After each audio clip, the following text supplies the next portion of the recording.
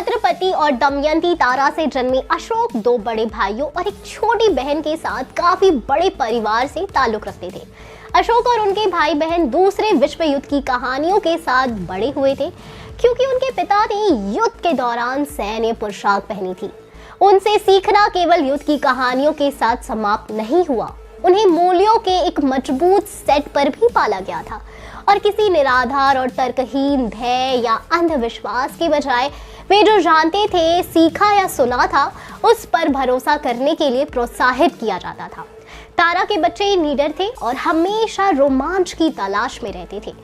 अपनी उम्र के अधिकांश बच्चों के विपरीत जो अधिक डरपोक होते थे, अपने घर से स्कूल जाने के रास्ते में तारा बंधुओं ने एक कब्रिस्तान के माध्यम से एक शॉर्टकट लिया, जबकि अधिकांश अन्य बच्चे या तो इस मार्ग से जाने से डरते थे या जल्दी से वहां से गुजरते थे। अशोक और कीर्ति कब्रों के पास से इत्मीनान से टहलते थे और घर के रास्ते में कब्रिस्तान की शांति में कंचे खेलने के लिए थोड़ी देर रुक भी जाते थे। इसी निडरता और होशियारी की वजह से वो मेजर बने। मेजर अशोक तारा, उम्र 29 साल, भारत और पाकिस्तान की जंग अपने आखिरी पलों में थी। पाकिस्तान हार मान चुका था और भारत के शौर्य की गाथा लिखी जानी थी। दूसरी तरफ बांग्लादेश का प्रथम परिवार या फादर ऑफ बांग्लादेश शेख मुजीबुर रहमान का परिवार अभी भी पाकिस्तानी सैनिकों की गिरफ्त में था। शेख मुजीब के परिवार को 12 पाकिस्तानी सैनिकों ने बंधक बना रखा था।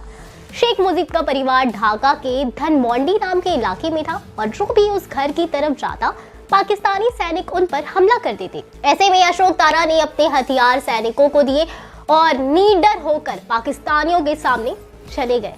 अशोक तारा बताते हैं कि पाकिस्तानी सैनिक पंजाबी में गालियां दे रहे थे और चिल्ला रहे थे। अशोक तारा खुद पंजाबी थे, इसलिए वो सब समझ रहे थे। इसी बीच मेजर अशोक तारा ने पाकिस्तानियों से कहा कि पाकिस्तान की सेना ने सरेंडर कर दिया है, लेकिन पाकिस्तानी मानने को तैयार नहीं थे। इसी बीच एक हिंदुस्तानी हेलीकॉप्टर ऊपर से उड़कर गया। अशोक तारा ने फिर पाकिस्तानियों से पूछा कि कभी ऐसे हिंदुस्तानी हेलीकॉप्टर अपनी सरजमी पर देखा है। तब जाकर पाकिस्तानी सैनिक माने और कहा कि हम अपने सीनियर अधिकारियों से पूछेंगे। पाकिस्तानी अभी पीछे हटने को तैयार नहीं थे। मेजर अशोक को डराने के लिए पाकिस्तानियों ने आसपास के घरों पर फायरिंग की, लेकिन मेजर अशोक निडरता के साथ खड़े रहे। पाकिस्तानियों को डराने के लिए मेजर अशोक ने कहा कि देखो, अगर तुम देर करोगे तो किसी भी वक्त मुक्ति बाहिनी और इंडियन आर्मी के लोग आएंगे और तुम्हें मार देंगे। पाकिस्तान में जो तुम्हारा परिवार है उससे मिल नहीं पाओगे और तुम्हारे शरीर का क्या होगा, ये तुम सोच लो। अब पाकिस्तानी थोड़े सहम गए और ये समझने लगे कि हो सकता है मामला गड़बड़। करीब 25 मिनटों तक ये बातें हुई। आखिर में जब अशोक तारा ने कहा कि एक हिंदुस्तानी सेना के अधिकारी होने के नाते मैं ये वादा करता हूँ कि मैं तुम्हें तुम्हारे हेडक्वार्टर ले जाऊंगा, जहां से तुम अपने देश वापस जा सकते हो। इसके बाद पाकिस्तानियों ने सरेंडर किया, लेकिन असली किस्सा तो अब शुरू हुआ है। जैसे ही पाकिस्तानी सैनिकों ने सरेंडर किया और मेजर तारा ने घर का दरवाजा खोला तो सबसे पहले शेख मुजीब की पत्नी बाहर आई और मेजर अशोक तारा को गले लगाते हुए कहा कि तुम्हें भगवान ने भेजा है और तुम मेरे बेटे हो। फिर शेख मुजीब के भाई और क्रांतिकारी कोखा निकल कर आए, जिन्होंने मेजर तारा को बांग्लादेश का झंडा थमाया और कहा इसे ऊपर जाकर फहरा दीजिए और पाकिस्तानी झंडे को फेंक दीजिए। पाकिस्तानी झंडे को जमीन पर जब फेंका गया तो मेजर तारा बताते हैं कि शेख मुजीब की पत्नी ने उसे पैरों से कुचल दिया। आपको बता दें कि उस वक्त उस घर में बांग्लादेश की मौजूदा प्रधानमंत्री शेख हसीना अपने नवजात बच्चे के साथ थी।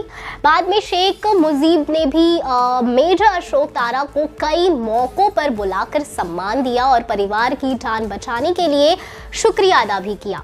2020 में हुए एक कार्यक्रम में शेख हसीना ने प्राइम मिनिस्टर मोदी के साथ मंच साझा किया था और इस मौके पर उन्होंने कर्नल अशोक तारा का जिक्र करते हुए उन्हें धन्यवाद किया था। शेख हसीना ने कहा था कि कर्नल अशोक तारा तो उस वक्त मेजर थे, उन्होंने 17 दिसंबर की सुबह पाकिस्तानियों के कब्जे से हमें छुड़ाया और हमारी जान बचाई थी।